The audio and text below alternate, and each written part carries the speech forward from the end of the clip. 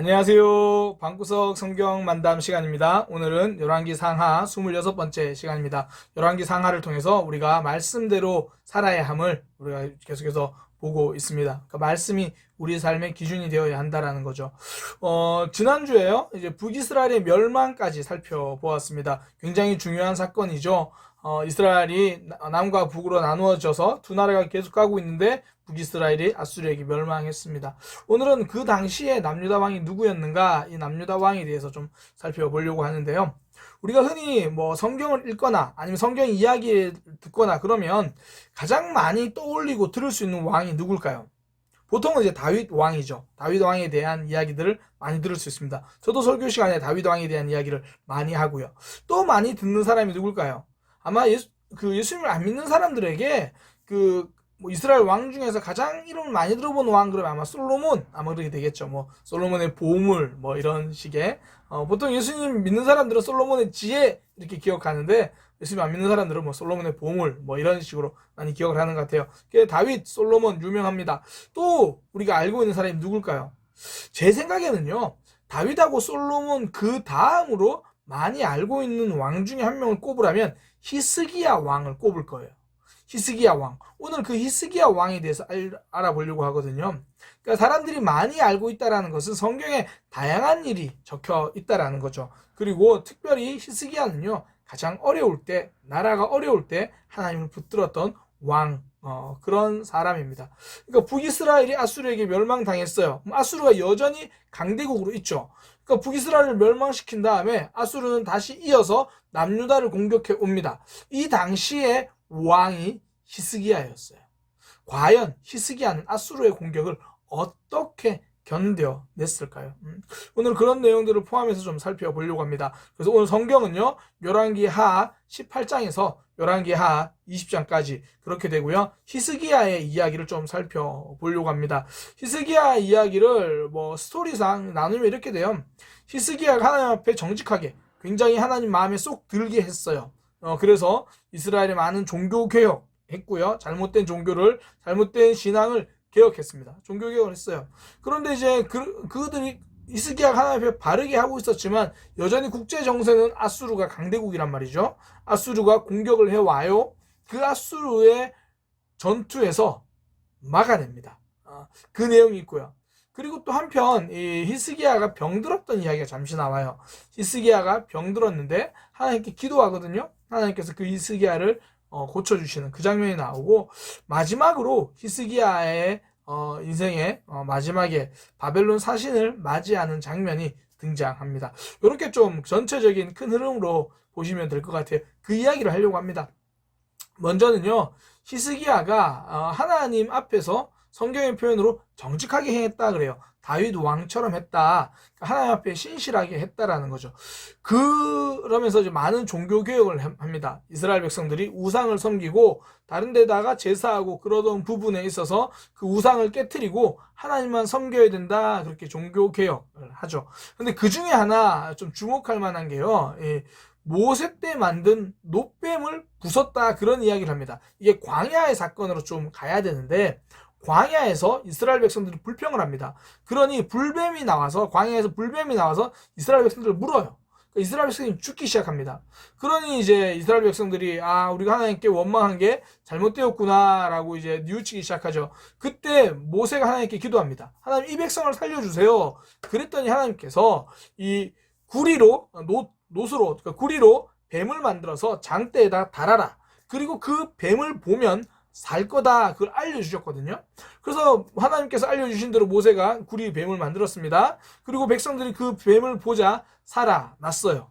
그러니까 이게 구리 뱀을 만들면 뱀에 물려도 안 죽는다 그런 의미가 아니죠. 하나님께서 살려주신 거죠. 살려주신 방법을 알려주셨고 살려주신 거거든요. 그러면 구리 뱀이 특별한 게 아니라 하나님이 특별한 거잖아요. 근데 이스라엘 백성들은 이 구리 뱀이 특별하다고 생각하고 그 구리 뱀을 계속 지금까지 가지고 그 구리 뱀 앞에 절하고 그런 거죠.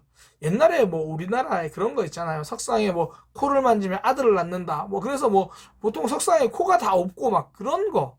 그러니까 이제 괜히 이 뱀의 모양이 뭐 특별한 것처럼 하나님을 주목해야 되는데 다른 것을 주목하고 있었다는 거죠. 히스기야가 그걸 개혁합니다. 그래서 그 놋뱀을 부셔버려요. 그러니까 온전히 하나님만 바르게 섬기자, 그렇게 가는 거죠. 히스기야가 종교개혁을 열심히 합니다. 하나님 보시기에 바른 모양으로 가요. 그때에 아수르가 공격을 해옵니다. 그러니까 아수르가 이제 북이스라엘을 무너뜨리고요. 그리고 나서 이제 남유다까지 공격을 해요. 그 남유다까지 공격을 하는데 히스기야가 막을 힘이 없습니다. 그래서요, 쉽게 말하면 그렇게 생각하시면 돼요. 모든 이 남유다 땅이 거의 다 점령당하고 예루살렘만 남은 거예요. 수도, 우리나라로 말하면 서울. 이게 가능한 이유가요, 예루살렘은 흔히 말하는 천혜의 요새예요. 그러니까 예루살렘은 쉽게 점령하기 힘들거든요. 그래서 예루살렘만 남았어요. 그래서 쭉 이렇게 아수르가 군대를 이끌고 와서 예루살렘을 에워싸고 있는 거죠. 그 에워싸면서 이제 온갖 이야기를 다 하는 거예요. 야, 너희 빨리 항복해라. 그러면서 이야기를 하는 게, 야, 너희 지금 너희는 히스기야를 믿고 있냐? 히스기야가 너희를 이 아수르의 침공, 우리나라가 아수르가 공격한 것을 막을 수 있다고 생각하느냐? 그거 아니다. 뭐 또 혹시 뭐 히스기야가 하나님 의지하라고 하느냐? 야, 생각해봐라. 우리가 북이스라엘도 멸망시켰어. 우리가 다른 나라도 멸망시켰어. 그 나라에는 신이 없겠냐? 그 나라에도 신이 있었을 거 아니야. 그 신이 우리를 지금 못 이겼어. 그런데 너희 하나님인들 너희를 구원해 주겠냐? 이제 막 그렇게 이야기를 하는 거예요. 이제 그런 이야기를 듣고 나니까요, 이제 히스기야가 너무 마음이 힘들죠. 그래서 히스기야의 선택이 뭐냐면 하나님 앞에 나와서 기도하기 시작합니다. 히스기야는 하나님 앞에 나와 기도하면서 이 신하들을 이 선지자에게 보내요. 이 당시의 선지자가 이사야 선지자입니다. 이사야 선지자에게 신하들을 보내서 도대체 하나님의 뜻은 무엇인가를 좀 물어봐라. 그리고 히스기야 하나님께 기도해요. 그랬더니 이사야 선지자가 이제 하나님이 건져 주실 거라고 이야기를 합니다. 하나님께서 저 아수르 군들을 다 돌려보내실 거라고 이야기합니다. 이제 그런 이야기를 들어요. 그런데 그런 이야기를 듣고 바로 이렇게 아수르가 물러나면 좋은데 그렇지 않아요. 우리 삶에서 그럴 때 있잖아요. 하나님께 기도하면 하나님께서 응답해 주실 거야 라고 생각은 들지만 이게 바로 해결되지 않을 때가 있죠. 바로 그런 상황. 분명히 그 하나님의 말씀을 들었는데도 바로 해결되지 않아요. 여전히 아수르가 예루살렘 성을 포위하고 있는 거예요. 그리고 이제 점점 이스라엘을, 그러니까 남유다죠. 남유다를 괴롭히는 그들의 이제 상황이 점점 심해져요. 편지를 하나 보냅니다. 아수르가 히스기야에게 편지를 보내요. 그 편지 내용이 뭐 결국은 그거예요. 하나님 너희를 구원하겠느냐? 하나님 너희를 구원하지 않는다. 너희 빨리 항복해라. 뭐하냐? 뭐 그런 이야기를 하는 거죠. 그때 이제 그 히스기야가 그 편지를 들고요, 하나님께로 갑니다. 성전으로 가서 그 편지를 이렇게 하나님께 보여드리는 거죠. 원래 신앙은요, 위기에 더 빛이 납니다. 히스기야는 하나님을 향한 정직한 마음이 있었잖아요. 산당도 제거하고 우상의 영향력도 제거하고, 그러다가 그런 상황에서 이제 어려움이 오잖아요. 그 어려움이 왔을 때 그는 하나님을 더 붙들었죠. 하나님이 우리의 삶을 지키신다. 하나님이 우리를 붙들어 주신다. 물론 그 과정 가운데 열심히 기도하고 이사야를 통해서 응답에 대한 확신도 들었지만 여전히 어려움이 있어요. 그때도 그는 하나님 앞으로 가는 거예요. 그러니까 우리가 때로는 삶이 힘들고 어려울 때 뭐 주일에 말씀을 듣고 성경을 읽고 위로가 되잖아요. 그런데 여전히 삶이 계속 어려울 때가 있어요. 히스기야는 그런 상황에서 한 번 더 하나님을 기다리는 거죠. 다시 하나님께로 가는 거예요. 편지를 들고 하나님께 갑니다. 그러니까 더 이상 이제 아수르와 싸우는 거는 히스기야가 아닌 거죠. 하나님 도와주세요. 하나님 붙들어주세요. 그러니까 성도는 하나님에게 집중하는 사람입니다. 하나님 앞에 자신을 돌아보고요, 하나님의 일하심을 기대하는 거죠. 문제가 한 번에 안 풀릴 수 있습니다. 그러면 또 기도하는 거예요. 염려 없는 삶이 좋죠. 그러나 문제가 있으면 염려가 될 수밖에 없습니다. 저는 염려하는 것이 꼭 믿음 없는 것은 아니라고 생각해요. 믿음 있어도 염려할 수 있습니다. 그 염려하면서 하나님을 붙들지 못하면 그게 믿음이 없는 거죠. 염려는 되지만 하나님을 붙드는 것, 하나님이 문제보다 더 큰 분이다, 그거죠. 히스기야가 하나님께 그렇게 이야기하거든요. 천하 만국의 홀로 하나님, 천지를 만드신 하나님, 아수르보다 강하신 하나님, 내 문제보다 크신 하나님 도와주세요. 성도가 하나님을 신뢰할 때 하나님의 일하심은 증명됩니다. 하나님 응답해 주세요. 그래서 어떻게 되냐면 이 아수르가 이스라엘을 둘러싸고 있잖아요. 그런데 이 아수르가 이 소식을 듣고 본국으로 돌아갑니다. 본국에 문제가 생겼다라는 잘못된 소식을 듣고 본국으로 돌아가요.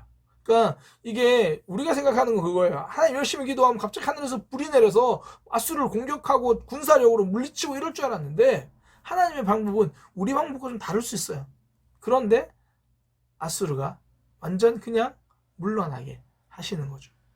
그리고 나서 이제 남유다는 히스기야를 중심으로 나라를 점점 견고하게 세워져 갑니다.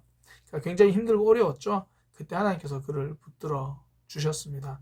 그러니까 이 히스기야가 아수르를 극복한 내용을 그러니까 정리하면 이런 식이 되는 거예요. 이게 우리 신앙에도 굉장히 유익한 그런 패턴인데요. 어려움을 겪습니다.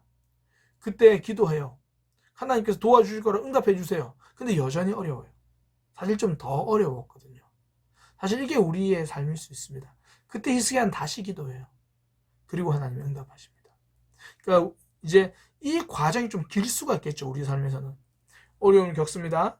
기도해요. 하나님이 약속하십니다. 그런데 여전히 어려워요. 또 기도해요. 하나님이 약속하십니다. 또 어려울 수 있어요. 또 기도해요. 그리고 하나님은 응답하시는 거예요. 하나님은 침묵하지 않으십니다.